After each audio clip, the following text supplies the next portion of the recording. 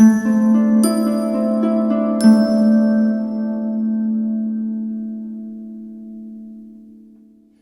more we've gotten, in many ways, is the worse off we've become. And we're in a place where I think it's time to redefine living.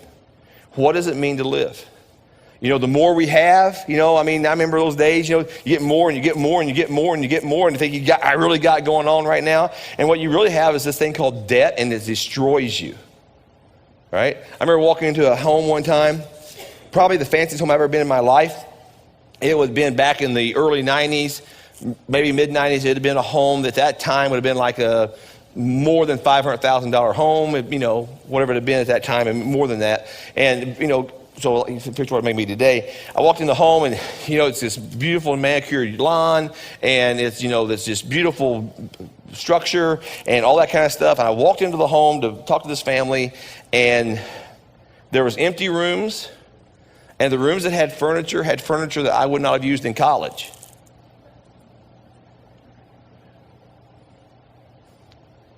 They struggled in their marriage because of their finances. At one level, they looked like they had life by the tail because look where they live and look at the community they live in and look at the building they go home to every night and the cars they drove. And then but you walk into the home, what you saw was the absence of life. And so sometimes we look at each other and we see living people, but they're not living. We see people who have stuff, who drive stuff, who live in stuff, who wear stuff, who have stuff in their pockets and stuff in their purses, and we got all kinds of stuff, and there's just, more and more stuff coming out all the time, and there's this thing where are we actually living life, or are we just getting through? And we're watching things fall apart, whether it be our marriages, our relationship with our children, or it be wherever we want to talk about. There's just struggles.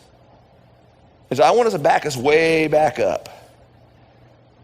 Jesus in John chapter 10, verse 10 said that the enemy, thief, talking about Satan, talking about, and the enemy comes in different forms. It's our mind, because we talked about a few weeks ago about how a mind focused on the things of the flesh, gives you the things of the flesh, and that the mind focused on the things of God gives you the things of God.